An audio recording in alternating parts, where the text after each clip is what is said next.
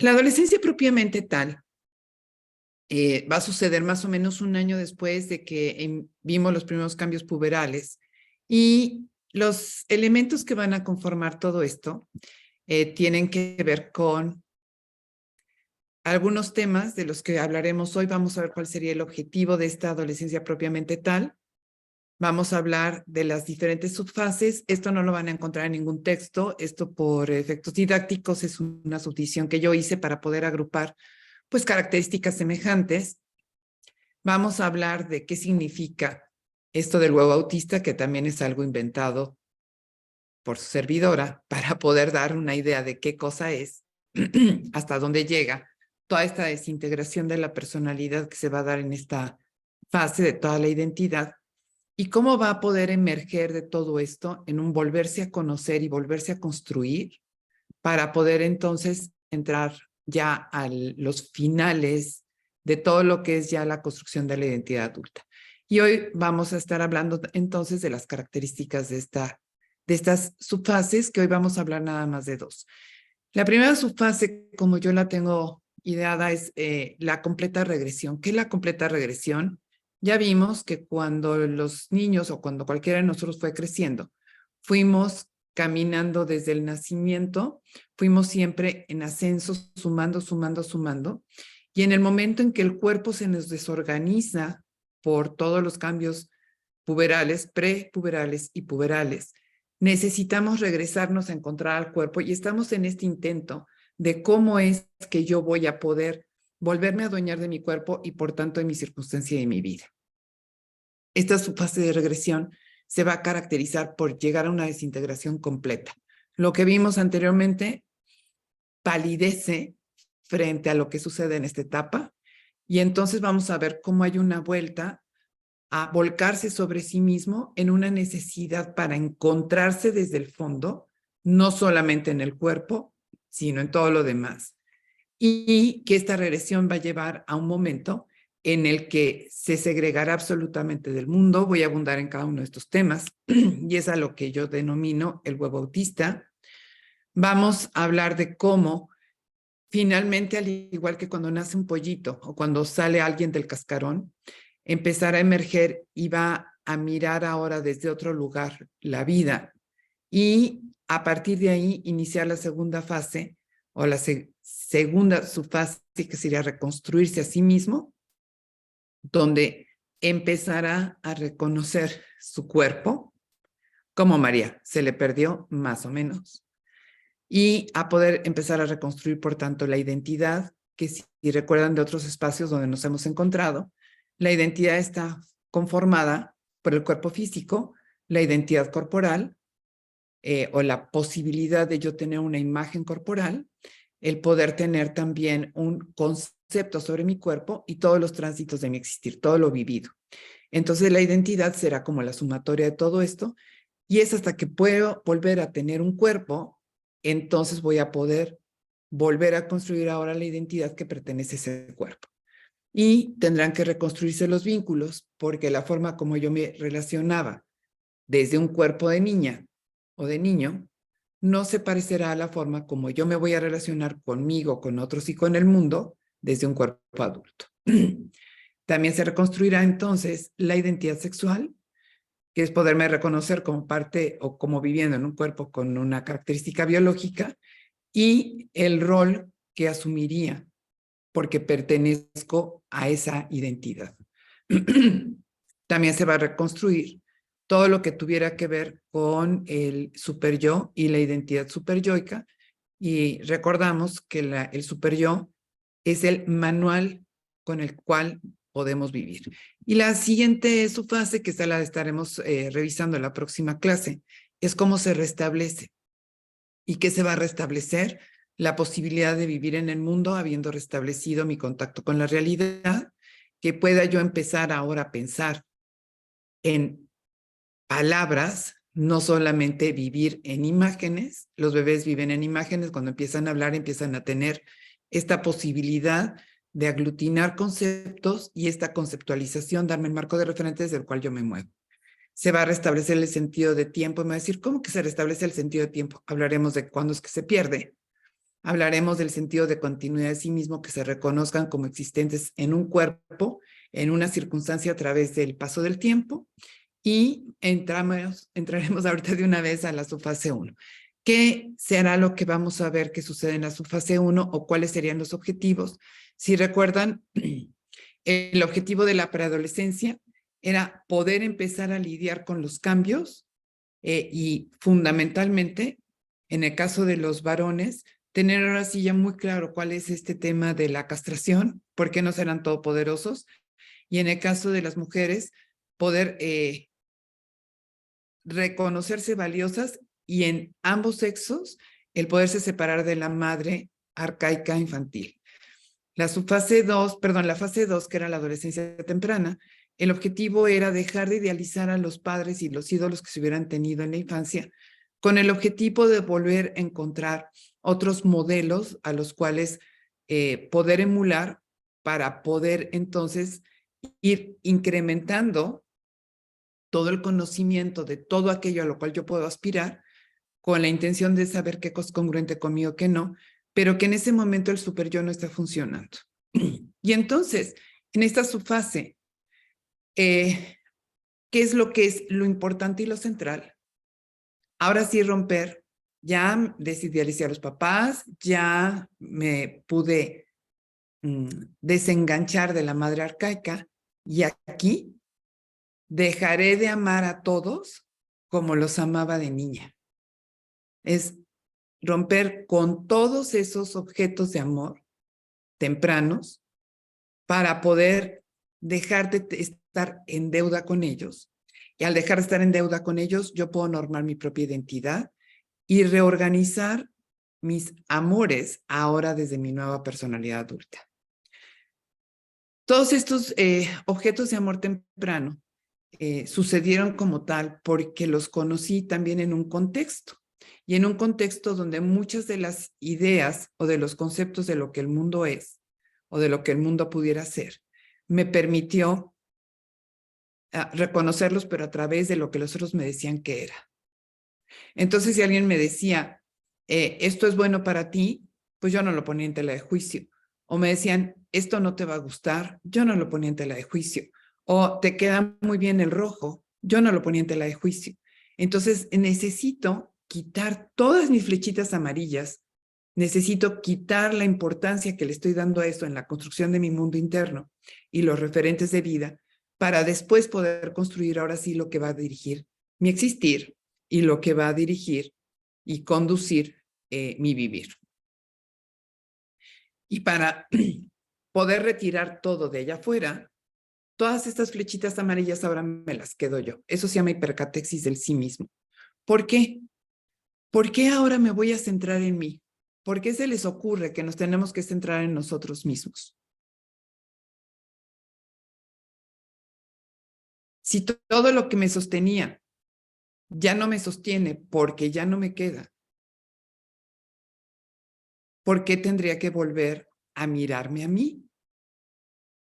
¿Será para poder encontrar todas mis nuevas posibilidades de ser y de sostenerme? Entonces, no le voy a hacer caso a nadie, me voy a volcar en mí. Y esta es su fase, que yo le llamo de regresión, va a suceder porque, como comentaba yo hace un momento, cuando yo terminé de crecer, cuando estoy al final de la latencia, que soy de verdad un adulto chiquito y que soy de verdad es exquisito platicar con un niño de 9 o 10 años que está todavía al final de la latencia, donde estamos viendo que este niño ya se adueñó de su circunstancia. Y yo las invito a que piensen cuando entraron a la primaria, ¿de qué tamaño veían la escuela? Enorme. ¿Y cómo veían a los niños de primaria alta? Grandes. Grandes, los grandes, decía. Y súper gigantes. Ujú. ¿Y qué pasó? ¿Cómo se sintieron cuando ustedes llegaron a sexto? Los grandes. Todos somos dueños del mundo de historia primaria.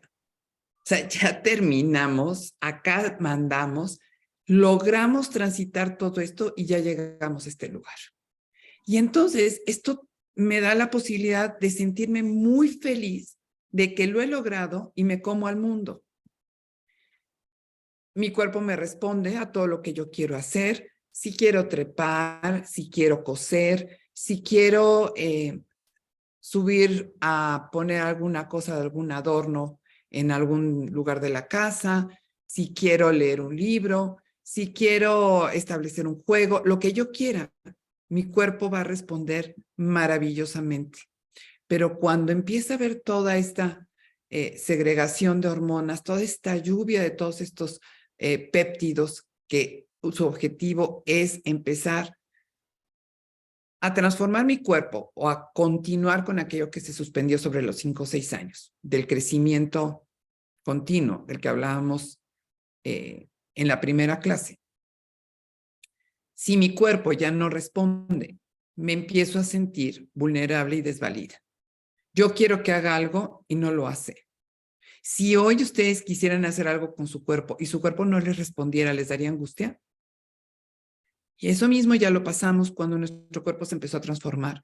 Y esta angustia y desvalimiento es lo que nos lleva a dudar de los modelos anteriores y en la adolescencia temprana a buscar nuevos modelos. Entonces, estoy buscando nuevos modelos y como veíamos, parezco como celular buscando señal de internet, buscando. Este modelo no me queda, este modelo no me queda, este modelo no me gusta, este modelo no me vino, este modelo se ve sensacional, pero a la hora de la hora no me funciona. Este modelo parece encontrar aquello que yo quisiera, pero resulta que cuando lo hago no llego a donde yo quisiera llegar. Y entonces toda esta búsqueda de modelos, el lugar en donde me va a dejar es en un lugar de desesperanza y frustración. Ni la mejor amiga, ni el mejor amigo, ni la heroína del libro, nadie me sirve. Porque no me da esta sensación de haber recuperado todo este sentido de identidad y todo este sentirme a salvo en este cuerpo. No me funciona. Necesito dejar de buscar allá afuera y necesito dejar de creer en las cosas en las que hasta ahorita he creído y me lleva a tener una búsqueda desde una desintegración total. ¿Cómo sucede esta desintegración o cuáles son los efectos de esta desintegración? Nos vamos a ver aislados, no sabrán quiénes son y entonces un día los vamos a actuar de una forma, van a sentir que no se sienten cómodos en el cuerpo a veces les pica, el cuerpo a veces no se siente, a veces el cuerpo molesta mucho y hay una sensación de no quepo. Con permiso ya me voy. Y entonces hay una vuelta narcisista. Si se acuerdan del mito de Narciso, Narciso se está mirando en el lago, en el espejo, y entonces se ha tomado el tema o el vocablo narcisismo para hablar de mirarme yo a mí y mi reflejo, o en mi reflejo. Entonces el narcisismo es una vuelta hacia adentro. Es un busco afuera y no hay, tengo que voltear y mirar adentro a ver qué me encuentro. Y en este narcisismo estoy tratando de poder aliviar la angustia y empiezo a dejar de tener la diferenciación entre lo que es realidad y lo que no, entre lo que sucede dentro de mí y lo que sucede afuera. Y entonces vamos a ver que reaparecen muchos de estos mecanismos de defensa de los cuales hablamos en la primera clase, que tiene que ver con proyección. O sea, no es a mí a quien me pasa, eres tú que me lo hace. No soy yo quien tiene estos pensamientos, eres tú que me está agrediendo. Este tipo de cosas es tratar de poner en el afuera, en un intento de poderlo ver, en la proyección, las cosas que yo no soy capaz de tolerar ni de transitar ni de resolver en mí misma. Y entonces empiezo a dejar de distinguir qué es tuyo y qué es mío para poder llegar a un momento en el que me voy a cerrar del mundo. Ya me hartó el mundo, ya me hartaron todos, ya no quiero saber nada de nadie, déjenme en paz, nadie tiene la solución y yo vivo en mi soledad, mi profunda tragedia. Por eso les puse esta escalera que parece no llegar a ningún lado y que parece que te vas al abismo. Y va a empezar un proceso o va a empezar una etapa en la que lo único con lo que yo puedo vivir es conmigo y no pelo a nadie. Vamos a ver que entonces va a haber, desde luego, distorsión de la percepción de la realidad externa, no solamente porque en la prepubertad, acuérdense que les contaba yo que físicamente se reajustan las órbitas oculares, con lo cual hay una pérdida de visión, pero ahora es que las cosas no las veo como solían verlas o como solía verlas, y digo, como solían verlas aquellos que fueron mis modelos o mis propios padres, ni como yo solía verlas. Entonces, ya no puedo entender lo que sucede allá afuera, empiezo a hipercatequizarme, que lo acabo de explicar cuando hablé de las características, y entonces me siento mucho yo en un intento de mirarme a mí, como cuando estábamos hablando de cuando el bebé nace y lo único que tiene es sensaciones. Percibe poco, percibe mucho, pero no lo puede integrar, no lo puede dotar de sentido. Pero más siente dentro que lo que percibe de afuera. Y este sentir dentro lo lleva a tener este registro del calambre que le puede dar en la pancita y a la necesidad de tener una catarsis que mágicamente le trae cosas que le soluciona. Bueno, esto va a hacer que veamos a los chavos con unas historias tan extrañas, que viven en una serie de aparentes mentiras, pero que son delirios sistematizados, donde nos cuentan unas cosas que dices, ¿de dónde salió? ¿De dónde se te ocurrió que eso puede ser? Explicaciones de la realidad que son sin sentido. Y los vamos a ver en una compensación de no ser con un plano omnipotente. ¿Y qué es un plano omnipotente? Tú no sabes, yo sí sé. No importa si son niñas o niños, es, ay. Y aquí es donde justamente empieza a ver como el real quiebre con los papás. ¿Por qué? Porque, a ver, de entrada ya no te creo desde que era prepuber. Después, me decepcionaste profundamente en la adolescencia temprana.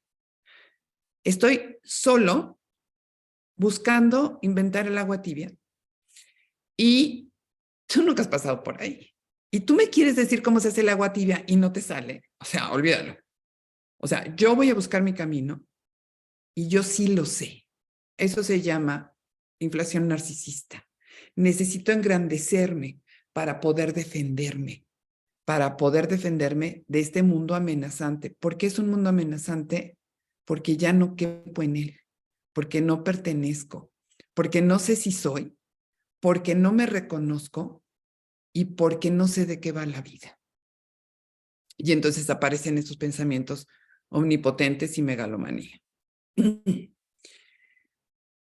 Y con toda esta regresión narcisista, en esta hipocatexis de sí mismos, toda esta degradación o deconstrucción de todo lo que me ha conformado hasta mis 12, 13, 14 años, en algunos casos 9 o 10, son cosas en donde yo voy a demoler el edificio y entonces entro en un espacio como si me metiera al cascarón. ¿Qué sucede dentro del cascarón o de los animalitos que nacen por huevo? Lo que sucede dentro del cascarón o de los vivíparos que estamos dentro del vientre materno. ¿Qué es lo que va sucediendo ahí? Vamos generando una maduración del cuerpo para que pueda ir siendo viable para poder entonces vivir en el medio externo que supone estar en este planeta. Entonces, necesito llegar a una regresión hasta mi estado fetal. Y este narcisismo culmina con lo que yo denomino el huevo autista. Porque de por sí un huevo es algo que en sí mismo no me permite ver lo que hay adentro. Y no puedo tener comunicación, porque no hay ni siquiera de dónde tomarlo. Pero si además es autista, cero. La época del huevo autista va a durar unas 3 o 4 semanas. Y ahí es donde muchos papás se angustian porque encuentran a sus hijos en un estado de nada. Entras a su habitación y están mirando el techo. Los papás creen que lo que pasa es que están bajo el influjo de alguna sustancia, de algún narcótico, de alguna droga, que seguramente ya se metieron algo, porque están en la nada y se pueden pasar horas en la nada.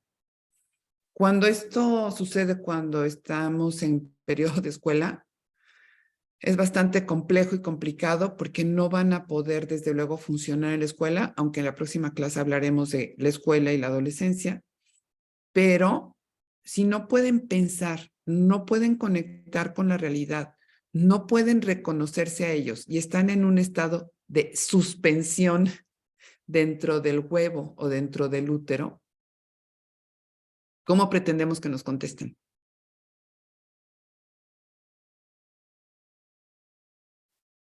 Si sucede cuando estamos de vacaciones, a lo mejor no lo notarás tanto. En la escuela lo vamos a notar más porque los vamos a ver totalmente desconectados. En este momento, en algunos casos, algunos profesionales del área de salud hablan de que hay una esquizofrenia. Y hay un libro muy interesante que escribieron dos especialistas, psicoanalistas, ambos especialistas en adolescencia, que es la doctora Verasturi y el doctor Canovell, que se llama El síndrome esquizofrénico de la adolescencia normal. Esquizofrenia significa mente partida. Esquizo partido, frenos, cerebro. Esquizofrenia. ¿Ustedes creen que nuestros hijos en este momento tienen la mente partida? Y están en estado de verdad fetal. Están en la nada. No están en el celular. No están con música.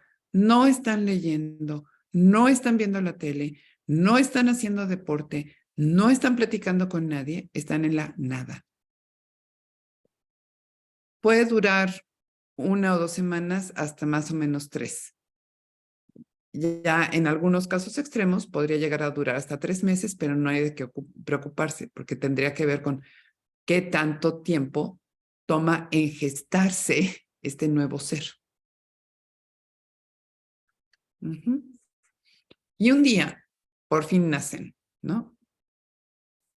Y les pongo esta imagen porque salen del cascarón y dicen, ¡ah!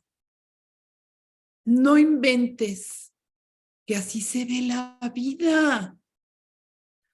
¿Qué es lo primero que les va a pasar cuando salen del cascarón? Van a ver la vida por primera vez a través de sus ojos. Nunca antes habían visto la vida a través de sus ojos, la habían visto a través de la vida de sus cuidadores, de sus papás, de sus mentores. Y nacen a ver la vida como la vida es, desde su mirada. Esto no quiere decir que ya tienen una identidad, una personalidad. Es como saber decir, ¡wow! Nunca imaginé tanta belleza. Y entonces van a empezar en este proceso de volver a conocer al mundo. ¿Y por qué no tienen que volver a conocer? Porque no lo conocían.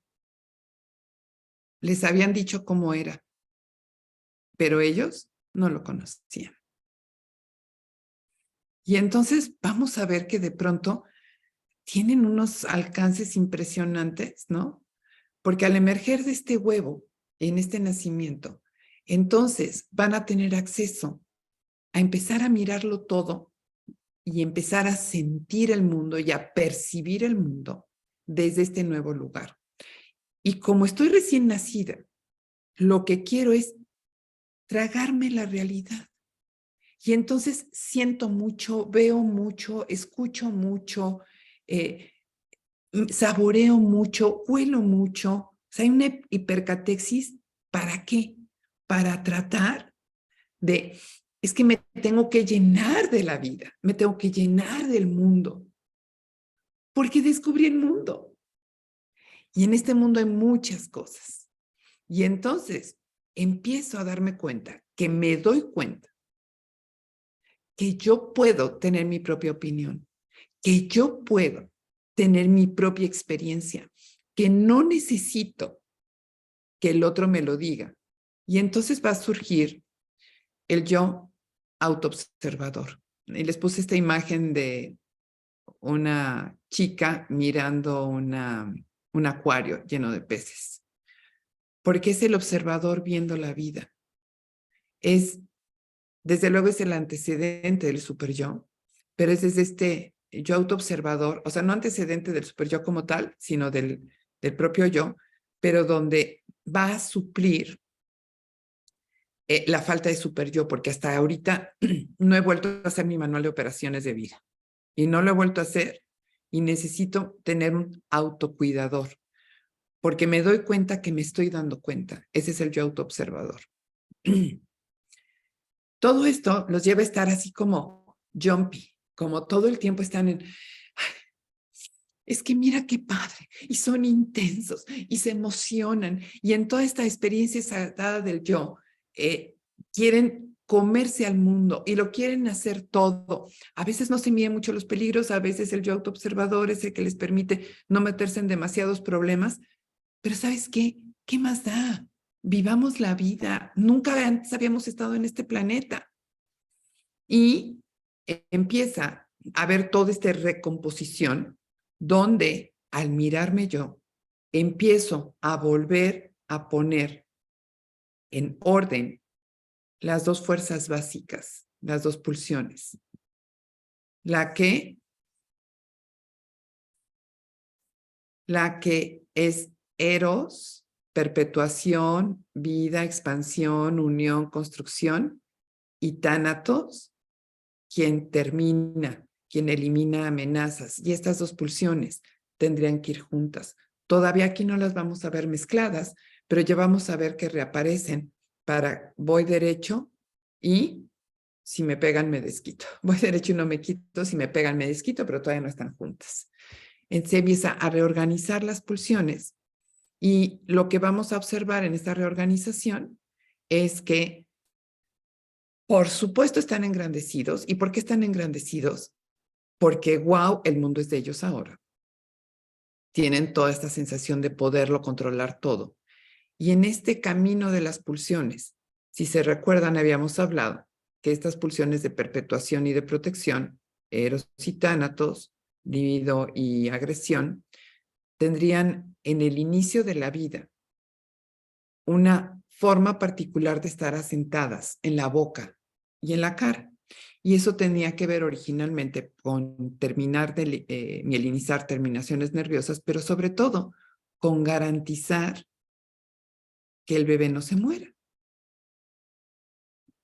y que va a tomar por la boca lo que sostiene su cuerpo, pero también esta hipersensibilidad de la boca es lo que le va a permitir empezar a organizar junto con lo que ve, huele, oye y come, empezar a organizar en esquemitas, muy Piaget, Irene, en estos esquemas de Piaget, empezar a organizar en esquemitas cómo es el mundo y cómo es la vida.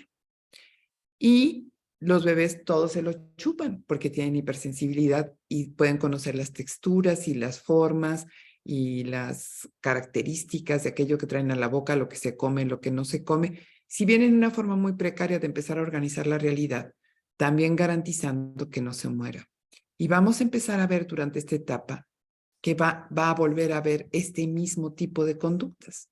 Y entonces, el prepúber comía comida papillosa en un intento de encontrar el cuerpo, porque se estaba haciendo bebé.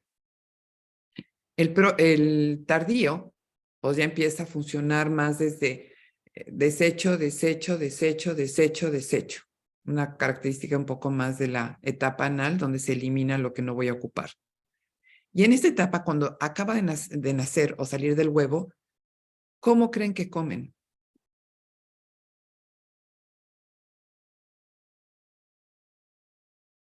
otra vez como bebés, ahora no como neandertales, y van a volver a querer comida papillosa y comida de fácil deglución. Y entonces, cuando ustedes me decían, es que así están Sofi y Regis, están comiendo así, comida papillosa. Pero ya las dos ya tuvieron una maduración sexual gonadal evidente. Entonces, me estoy confundiendo. ¿Por fin eran prepúberes con todas esas conductas? No, son propiamente. Porque ya tienen maduración sexual gonadal, salieron del huevo, van a tener esta grandiosidad narcisista también, porque ven el mundo a través de sus ojos. Ni siquiera en la regresión, probablemente sus hijas ya pasaron por el huevo autista. Y las vamos a ver tragoteando sin control. Y entonces, si ustedes se recuerdan probablemente de esta etapa en su propio tránsito, es cuando siempre traíamos una paleta en la boca. Siempre traíamos una paleta, o sea, una Tootsie Pop o alguna cosa dulcecita en la boca. No necesariamente un chicle o algo así, sino algo que pudiéramos tener en la boca. Y esta aprehensión de la realidad a través de lo que pongo dentro de mí se llama introyección. Y entonces va a tener como un efecto la introyección de sumo. Después veo. Igualititito que como cuando te vas de shopping y agarras y te empiezas a aventar sobre el brazo todo lo que te gustó. Ya cuando llegas a la casa decides que sí te quedas y que no. Pero ahorita es tomo. ¿Y qué tomo? Voy a tomar, pero ejercicio, pero amistades, pero comida, pero voy a empezar a consumir de todo lo que se me atraviese, sin distensión, y después, claro, con la indigestión voy a vomitar. ¿Y qué voy a vomitar? Voy a proyectar. Se van a empezar a generar muchas fantasías de cómo sería si yo fuera, ¿no? Y entonces, si puedo ser todopoderoso, ¿qué tipo de actitud tomaría yo? Es si no lo alcanzan a ver bien, en sepia, una imitación entre Matrix y la Guerra de las Galaxias. Es un Jedi, pero con Matrix, ¿no? Entonces son estas fantasías. Y entonces, ¿en qué me puedo convertir? Y entonces ahora sí, a lo mejor voy a leer historias de héroes o heroínas, porque lo que quiero es un modelo que me permita tener las cosas. Los modelos anteriores me decepcionaban porque ninguno me daba la talla. Aquí es que, a fuerza, yo construyo mi vida, acabo de nacer, estoy emergiendo del cascarón y yo me voy a convertir en lo que yo quiera ser. Y habrá mucho de ensoñaciones. Y todo este soñar despierto que vamos a ver en esta etapa de la adolescencia propiamente tal, tiene como finalidad que no vaya yo a hacer cosas, porque todavía no está en el super yo. Tengo un yo autoobservador que más o menos me cuida. Pero si yo voy y actúo, no sé qué voy a hacer con las consecuencias de ello. Entonces los vamos a ver soñar despiertos en muchas ocasiones.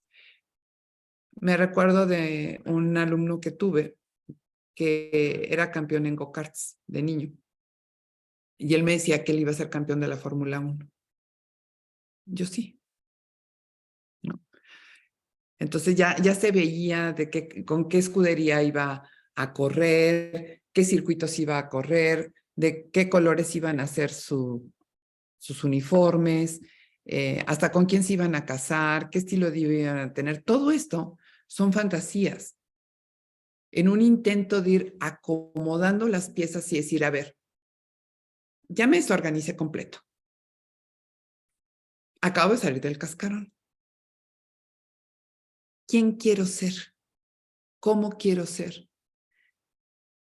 ¿Qué quisiera que pasara con mi vida? ¿Cómo quisiera ser visto? ¿Qué es lo que yo quiero hacer para poder ser exitoso, grandioso y poderoso? Yo hoy voy a elegir mi ropa, hoy yo voy a elegir mi vestido y por supuesto aquí también vamos a estar viendo que en la preadolescencia la rivalidad era con mamá. ¿Por qué? Porque era la madre arcaica, la madre superpoderosa, la diosa grandiosa. En la preadolescencia, no te creo ni a ti ni a lo que a ti te gusta, porque miren qué lugar de tragedia me dejó. Y además, no quiero volver a saber nada de ti. Me meto al huevo, nazco y digo, no te necesito. Son losers. La caída de los ídolos pasó en la adolescencia temprana, pero aquí es, si no te necesito. O sea, te das cuenta, ¿no? Cuerpo adulto, recién estrenada, el mundo a mi disposición, no tengo por qué hacer lo que los otros me dicen. Están equivocados, tienen una vida tragicómica. Yo sí sé y yo voy a decidir a dónde voy. ¿Hasta aquí algún comentario o algo?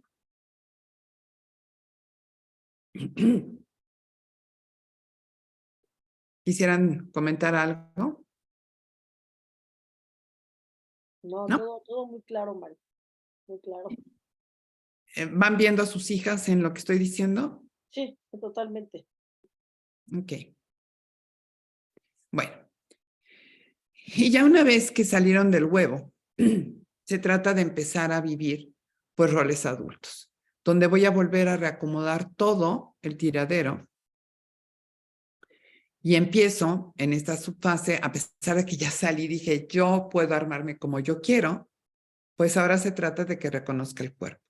Todo esto han sido fantasías, ensoñaciones, grandiosidades, felicidad, manía. Háganse para allá, es mi momento. Pero para que sea mi momento, pues tengo que reconocer mi cuerpo. Ahorita vamos a ver cómo lo vamos reconociendo, con la finalidad de acabar de hacer el mapeo de las dimensiones de mi cuerpo para poderlo usar. Es como cuando ustedes cambian de auto y que tienen que reconocer los límites del auto nuevo, o porque les prestaron otro, pues tienen que ver cómo quedan los espejos, cómo les queda el asiento, el retrovisor, qué dimensiones tiene el automóvil. Bueno, para poder usar el vehículo, para poder usar el cuerpo, lo tengo que reconocer y entonces poderme tener una imagen ya para poderlo usar en el mundo, y donde también tendría yo que reconstruirme como perteneciente al sexo al que pertenezco y por lo tanto también cómo es que actuaría desde esta identidad de rol sexual. No necesariamente como había yo hecho un concepto de género entre los 8 y los 9 años. Ahora aquí yo voy a decidir cómo yo quiero vivirme siendo hombre o siendo mujer. Bueno, perteneciente a un sexo biológico XX o XY. Y ya una vez que tengo este cuerpo con todas las cosas que ya había yo fantaseado en la fase anterior, llevar desde el cuerpo, ahora sí, a la materialización, a que esa experiencia se pueda ir consolidando, conformando mis nuevos objetos internos y pudiendo ir conformando mis propios referentes. En esta etapa se va a volver a dar el triángulo edípico, donde yo estoy hacia la búsqueda de alguien que me pueda resolver o a quien encuentro como solucionador de mi situación. Y lo voy a poner en el Edipo masculino, lo recuerdo, en el Edipo masculino, cuando se descubre que mamá mira a otro con admiración, entonces el verdadero poseedor del poder para evitar el calambre en la pancita es mi papá, porque es el objeto de admiración de mi mamá. Y entonces si soy varón, digo, perfecto, pertenecemos al mismo XY, y entonces le tengo que copiar a él para no volver a tener calambre en la pancita, soy un ser omnipotente, y mientras tanto yo me quedo con la colchonadita porque es súper simpática, porque abraza delicioso y porque juega juegos muy divertidos. Pero en la noche que llega mi papá, me mandan a dormir a mi cuarto y él no se pone la del Puebla si yo hago la relación pública con la colchonadita todo el día, porque él llega en la noche y apaña y duerme acompañado y yo solito en mi cama. Y ahí empieza la rivalidad edípica. Entonces, se va a volver a revivir el complejo edípico, que si recuerdan, la finalidad del complejo edípico era poder consolidar la identidad de rol, la identidad sexual, la identidad de rol sexual, que se pudiera lograr la constancia objetal, que se tuvieran logros genuinos y que se pudiera tener un super yo que me permitiera ir al mundo sin tener que ir llevando de la mano a mis papás para que me cuiden. Y en este Edipo masculino, durante la fase de la adolescencia, lo que va a suceder es que sí se va a volver a dar el triángulo con mi papá, rival, modelo, pero ya no es mi modelo, entonces, pero sí es mi rival. Pero sí me encantaría la colchonadita, pero ahora resulta que sí puedo vencer a mi papá. Y entonces el triángulo edípico, a lo mejor ahora sí la acolchonadita, sí me elige, pero yo no quiero que me elija. Entonces eso va a permanecer a nivel muy inconsciente y lo voy a llevar desde el yo experimentador a una realidad real. Y en esa realidad real voy a tener un mejor amigo, pero no es el mejor amigo de la adolescencia temprana. Aquí es mi mejor amigo y a los dos nos gusta la misma niña. O a los dos nos gusta la misma niña y a ver quién se la conquista. O me gusta, siendo niño, me gusta la hermana de mi amigo. O me gusta la vecina de mi amigo. Y entonces hay una rivalidad que tendría como objetivo poderme medir yendo hacia el otro sexo, pero sin perder mi relación con el propio sexo. Y esto hablaremos más a profundidad en la próxima clase, que sería la etapa de la bisexualidad normal de la adolescencia, donde tengo un mejor amigo, mejor amiga, con la intención de al acercarme al otro, no desintegrarme, porque acuérdense que vengo de la desintegración completa. Entonces todavía no me siento suficiente cohesionado y qué tal que si me acerco demasiado, entonces me voy a convertir en mujer o en mosca o en alien. ¿Quién sabe qué me voy a convertir? Porque todavía no siento que las tengo todas conmigo, porque vengo de la absoluta desintegración y de haber jugado un juego de fantasía en la subfase 1. Y en el caso del Edipo femenino, de pronto es mamá mira a otro con admiración, quiere decir que mi mamá no es la verdadera poseedora del poder, el verdadero poseedor del poder es el objeto de admiración de mi mamá. Y que en ese momento también puedo reconocer, cuando volteo a ver al tercero, tanto hombre como mujer, reconozco a los demás como sujetos y sujetos deseantes. Por eso es tan importante este movimiento de decepción y nueva admiración, porque entonces del cual yo me decepciono, que en todos los casos siempre fue mamá en el Edipo de los 3 a los 5 años, entonces yo reconozco que mamá también tiene sus propios deseos y empiezo a reconocer que cada quien tiene sus propios deseos. Esa es la importancia del Edipo temprano. Y el Edipo que se va a dar acá en la adolescencia tendría ese mismo fundamento. Entonces, mamá no es la verdadera poseedora del poder, mi papá es el verdadero poseedor del poder, que es XY y yo soy XX. Me cargo el diablo. Siempre voy a necesitar que alguien me quite el calambre en la pancita. Y entonces, mi rival es alguien a quien quiero dejar de lado y curiosamente, papá normalmente me hace mucho caso. En el caso del niño también, porque bueno, van a hacer cosas de hombres, ¿no? Pero en el caso de nosotras es, ay, mi amor, pero qué linda, pero mi princesa, pero mi corazón, y la otra anda allá, ¿no? Y ya, pues ya te gané, ¿no? Finalmente digo, bueno, la verdad es que ya está como muy usado, ya mejor se lo dejo a la maldita colchonada, porque hasta eso no es tan maldita, ¿no? Sí está acolchonada, no es acolchonadita, pero está acolchonada. Y la verdad es que me va a enseñar a que yo me consiga el mío. En este momento, sí me podría quedar con mi papá. Y qué miedo, caray. Imagínate, es como sacarme la rifa del tigre. El primer premio es un tigre y yo me saco el primer lugar. ¿Y qué hago con un tigre en mi casa? ¿No? Esa es la rifa del tigre. Entonces, eso también va a permanecer a nivel inconsciente. Por ejemplo, en el caso de familias reconstruidas, esto sí puede suceder con la nueva pareja de mamá. No necesariamente, o la nueva pareja de papá, ¿sí? O sea, entonces ahí empieza a haber como tratar de mantener distancia todavía más, porque acuérdense que aquí es ni te metas, ni te acerques, ni me digas, porque tu vida no sirve. Si no, yo no hubiera llegado donde llegué.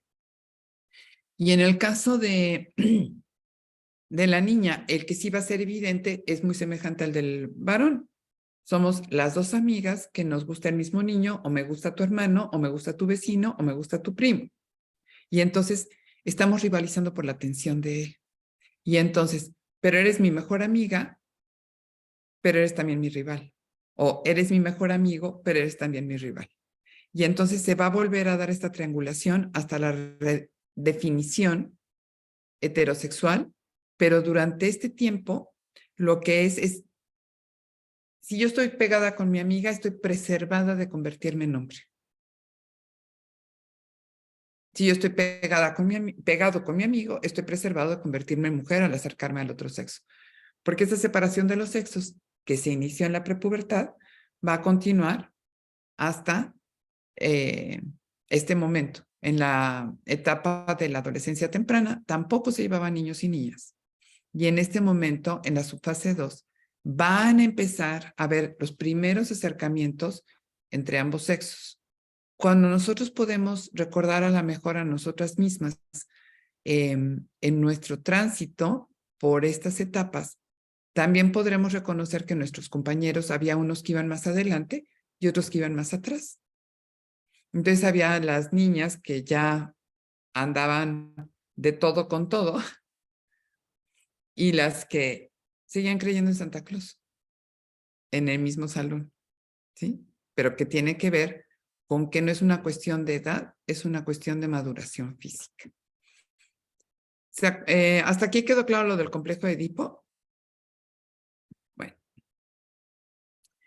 lo que vamos a ver, que lo va a diferenciar de las etapas anteriores, es que vamos a dejar de ver que todos los días cambian de personalidad. ¿Se acuerdan que en la búsqueda de ídolos, yo les decía la semana anterior, que en la adolescencia temprana parecía que se cambiaban de personalidad conforme se cambiaban de vestimenta? Son identidades intensas y fugaces las que se dan durante la adolescencia temprana. Y aquí eso vamos a ver que disminuye. Y vamos a ver que va disminuyendo paulatinamente la práctica autoerótica, que tendría que ver con la masturbación. ¿Por qué? Porque allí estaban tratando de encontrar un cuerpo que se seguía disolviendo cada vez más. Y acá están empezando a vivir en un cuerpo que se exhibe o que se expresa o que se siente cada vez más. No se va perdiendo más, sino se va formando más. Entonces no hay la angustia de que se me está perdiendo el cuerpo, lo único que me queda es gratificarme a mí mismo, y vamos a ver que disminuyen ese tipo de conductas que son de estas pequeñas sutilezas que me permiten ir distinguiendo en qué etapa está. Porque de todos modos tragan como en la preadolescencia y de todos modos tienen mejor amigo o amiga, pero además ahora vamos a ver que también ahora ya andan en banda o en pandillita o en grupo, ¿no? Y entonces en la pandillita mandan al que se deja, todos los niños, que no es pandilla, el grupo, mandan al que se deja a preguntarle a la niña que le gusta al líder del grupo si le diría que sí, sí se le declara, ¿no? Pero mandan al que es el gato, ¿no? Entonces, ¿cómo distinguir si es el grupo prepúber o es el grupo de adolescencia propiamente tal? Por estas pequeñas sutilezas. Una, pues la maduración sexual gonadal, donde a lo mejor a quien están mandando a que pregunte ni siquiera ha entrado a la preadolescencia. Puede ser, en muchos casos, es el chiquito del grupo que todo el mundo lo manda. Que además le da exactamente lo mismo con tal de pertenecer al grupo, pues hace lo que le mande. También vamos a ver como características que son de una intensidad. Ya lo había comentado, pues están descubriendo el mundo y la realidad, y entonces la vida se siente a todo. También los enojos. y va a haber una búsqueda, o vamos a observar cómo hay una búsqueda de reconstruir el yo corporal. La forma de ir reconstruyendo el yo corporal es saber hasta dónde llega mi cuerpo.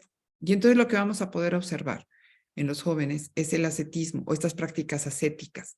Es poder saber hasta dónde el cuerpo me aguanta.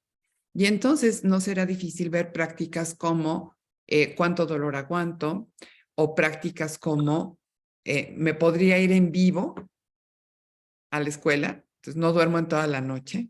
Evidentemente también hay hasta dónde puedo beber licor. Y acabo de escuchar el caso de una chica que, como no sabía qué era estar borracha, cuando sus papás se fueron al súper, se bebió una botella de licor. Glu, glu, glu, glu, glu, glu. Cuando llegaron los papás del súper, estaba inconsciente. Estaba con una congestión alcohólica. Y de milagro la salvaron. Cuando salió de este estado etílico, le preguntaron que por qué lo había hecho. Que pues, no sabía lo que hacía el alcohol. Yo dije, bueno, ¿y esos papás por qué no le contaron, verdad? Entonces, bueno, es ver hasta dónde. Yo les comparto las prácticas ascéticas que yo misma tenía. Una amiga y yo jugábamos con las botellas de agua de Tehuacán, de Peñafiel. Cada quien tenía su botella y era a ver quién podía tomar más Tehuacán en una sola forma de beberlo. Y entonces era glu, glu, glu, glu, glu. Ya no aguantábamos más la panza, volteábamos la botella y a ver a quién le quedaba menos Tehuacán en la botella. Era un juego muy tonto, pero estábamos viendo hasta dónde llegaba nuestro cuerpo. Claramente esto de no dormir toda la noche es algo que creo que todo el mundo ha hecho. Y la otra cosa que solíamos hacer mis amigas y yo era ver quién aguantaba más días a agua. No comíamos nada. Claro, el ayuno no duraba arriba de 3 días porque verdaderamente ahí ya no aguantábamos el hambre.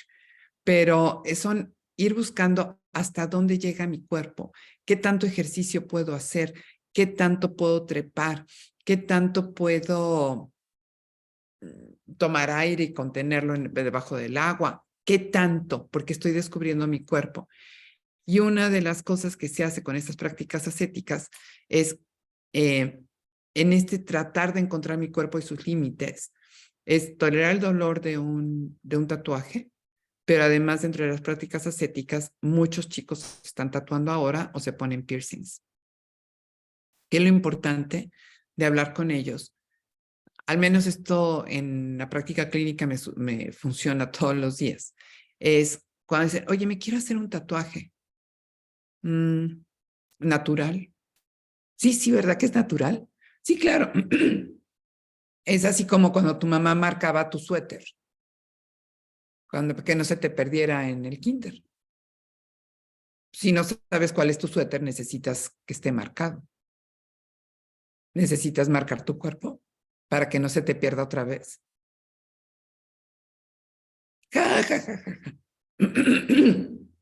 Y normalmente con quienes tengo ese tipo de conversación no se han tatuado porque les da pena. O sea, el tatuaje es tratar de asegurarme que este cuerpo en el que vivo es mío, porque ya lo perdí. Ahora necesito que tenga mi sello para que, pues si lo pierdo, lo encuentre. Por eso digo lo del suéter. Entonces se identifican muy bien con eso. Entonces, para recuperar mi cuerpo, necesito saber hasta dónde llega y tengo estas prácticas ascéticas. Después, para recuperar lo que mi cuerpo puede hacer, pero además con esta hipersensibilidad que tengo, pero además con esta grandiosidad omnipotente, pero además como miro el mundo a través de mis nuevos lentes, me vuelvo artista, ¿no? ¿Quién no ha sido artista en esta etapa? El que no escribe poemas, escribe historias, toca un instrumento, canta canciones, es pintor, la que está de moda ahora, gracias a tanto Oscar ganado por tanto mexicano, ¿no? Ahora todos van a ser directores de cine o cineastas, ¿no?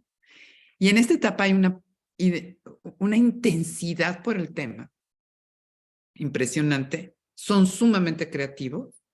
Es muy padre, pero en el momento en que se acaba toda esta emoción de estar descubriendo el mundo y se empieza a apagar sobre la adolescencia tardía y la postadolescencia, mi próximo Bach ya no compone nada. Mi próximo Dalí ya no pinta. Mi próximo Iñárritu ya tampoco filma. Mi próximo García Márquez no escribe. Mi próximo Calderón de la Barca no compone poemas. ¿Sí? O sea, todos pasamos por ese momento de exaltación, porque también es una forma de echar a andar mi cabeza. Entonces es mi cuerpo, pero es mi cabeza, pero son mis posibilidades. Son muy raros los que empiezan en esta edad y sí, francamente, sí tienen el talento y además les interesa seguirlo desarrollando. Pero todos son artistas en esta etapa. Todos quieren hacer teatro, todos hacen porras, todos son bailarines, todos son estrellas del deporte, o sea, todos son todo, parte de la inflación omnipotente. Y esta creatividad y expresión artística normalmente da la posibilidad de ser validado por el grupo, desde luego los deportes también, y por otro lado, tener esta parte de sentir que es un logro personal que proviene del interior de mí. Dentro de las prácticas ascéticas, olvidé comentar que también hay como toda esta tendencia a hacer muchísimo deporte, pero también es una forma de poder conocer los límites del propio cuerpo. Aquí les decía yo que voy a volver a ver al grupo, pero el grupo ahora no es con el afán de guardar el secreto, el gineceo en las mujeres o la posibilidad de poder ser fuertes, poderosos, entre todos los hombres, ¿no? El grupo lo que está haciendo es que marca la pauta de cómo me tengo que comportar y el que me valida o no me valida. De ahí tantísimas películas de teenagers norteamericanas, de los high schools, ¿no? Donde siempre hay que, existe la que no es admitida en el grupo y existen las líderes del grupo y entonces, además de que esto es algo que naturalmente sucede, con tanta serie de televisión, pues los chavos están esperando que tal cosa suceda. Pero aquí el grupo lo que va a hacer es permitir tener, sí, una cierta regulación de lo que debería de ser, de ahí que sea tan importante saber a qué grupos o clubes pertenecen nuestros hijos, porque de todos modos se van a meter en un grupo. ¿En qué grupo? ¿No?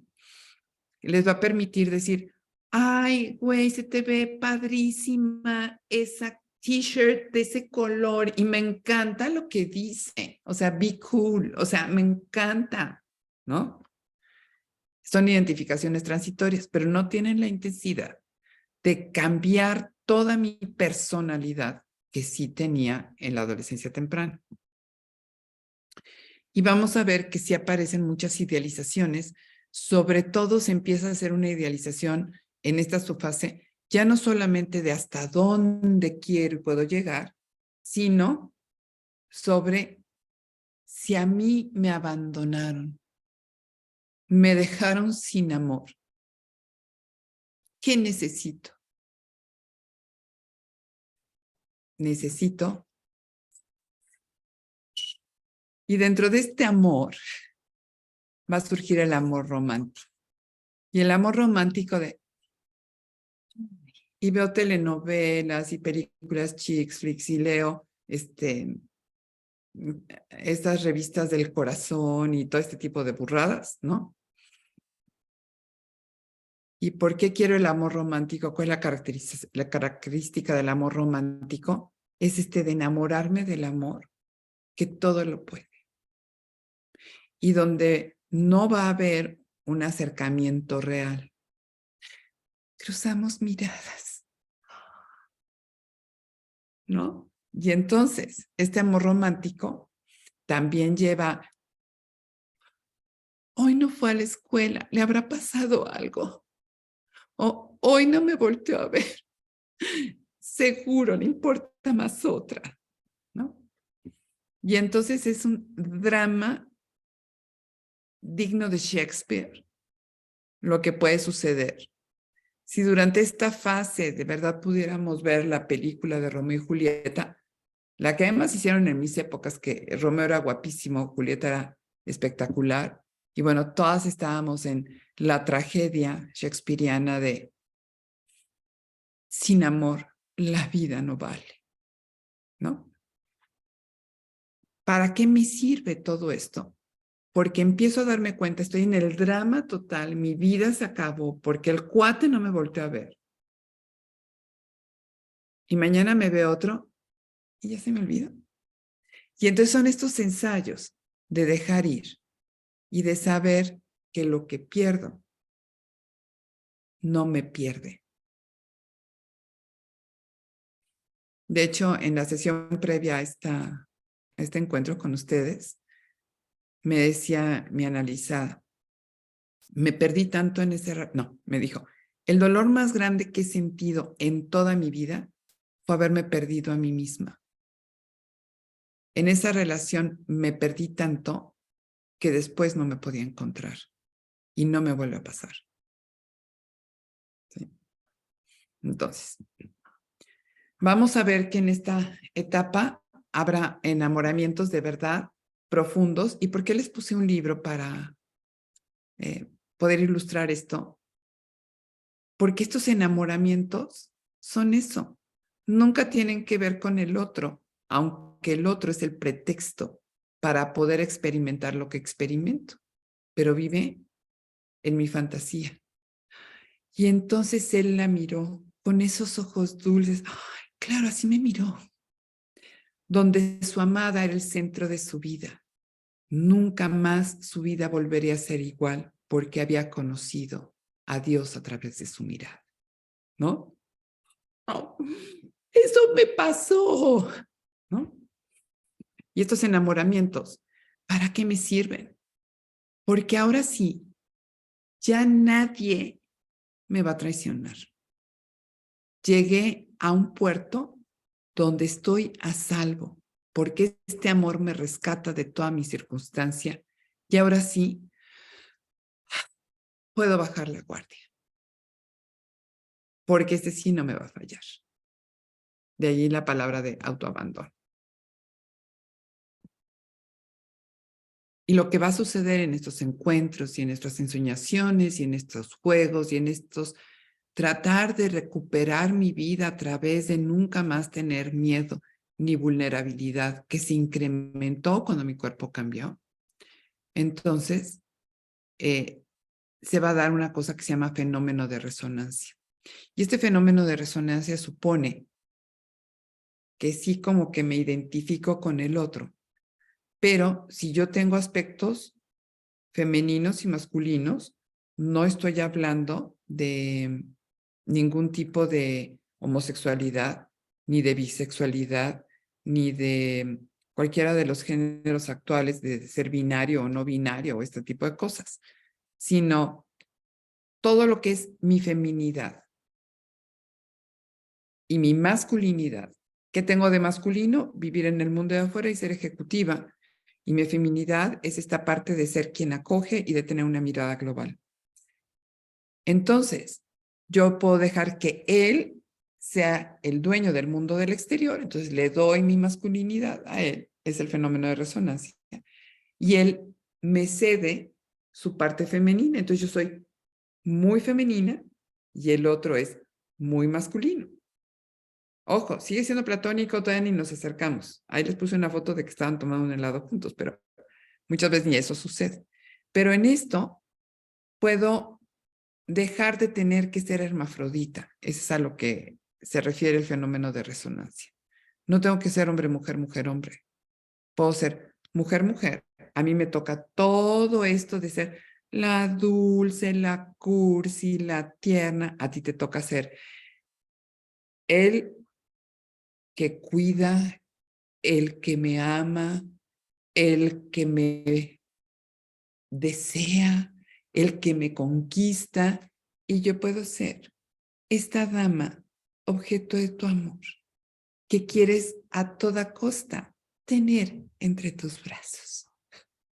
¿Sí? Bueno. Y este amor tierno, que, insisto, no tiene mucho que ver más que con la ensoñación, la fantasía, empezar a hacer estos ensayos de qué podría ser el fenómeno de resonancia, tendrá como característica central, y por eso es tan intenso y tan profundo, preservar al otro. Es que yo nunca, nunca te voy a fallar. Siempre estaré ahí para ti. Yo te voy a rescatar. Si te han roto el corazón, te lo rompió alguien. Yo no seré esa.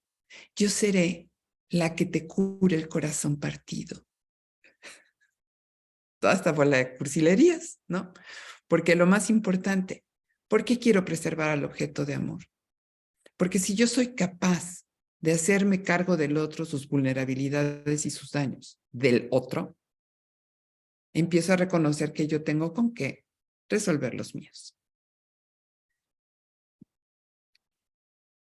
Por supuesto, nadie nos entiende. Somos los Capuleto y los Montesco. Y entonces, nosotros nada más nos tenemos tú y yo. Porque los demás son traidores. Y esto puede ser por chat, cartita, pensamiento, llamada telefónica, miradas que se cruzan en la escuela, en el centro comercial, donde quieran, ¿no? En la adolescencia temprana estaba yo probablemente enamorada de algún tipo. Aquí sí me voy a enamorar de algún tipo en la idealización, pero después veo que hay uno a mi nivel. ¿Para qué me voy a enamorar de Brad Pitt si tengo este bombón aquí en mi salón? ¿Sí? Y entonces, aunque el bombón no me voltee a ver o me tenga pánico, ¿no? Y como les decía yo, todas estas pérdidas tan intensas que se vienen dando, a lo que me van a llevar es a que aprenda yo a jugar con esto de lo tuve y lo perdí. Lo tuve y lo perdí. ¿De qué me sirve saber que lo tuve y lo perdí? Porque habrá muchas cosas a lo largo de mi vida y esto será un entrenamiento para poder lidiar con el cambio. Para eso sirve. Y bueno, la sesión próxima, pues vamos a ver la tercera subfase, que es ya la reconstrucción completa del sí mismo, cómo se va este fenómeno de resonancia, este amor platónico, se va a empezar a hacer algo que sí tuviera que ver ya con una relación de noviazgo. Hablaremos de cómo se van dando las relaciones interpersonales en el grupo. ¿Qué pasa con el colegio? Y ahí sí vamos a abarcar completo desde la preadolescencia hasta la postadolescencia. Poderles decir en cada fase qué es lo que va a suceder en el colegio. ¿Qué pasa con el concepto de tiempo? Y hablaremos de límites y libertad. Entre las relaciones interpersonales hablaremos también de qué sucede con expresiones de sexualidad y con el sexo en esta etapa. Y creo que algo que a ustedes les interesa y les parece como muy importante conocer es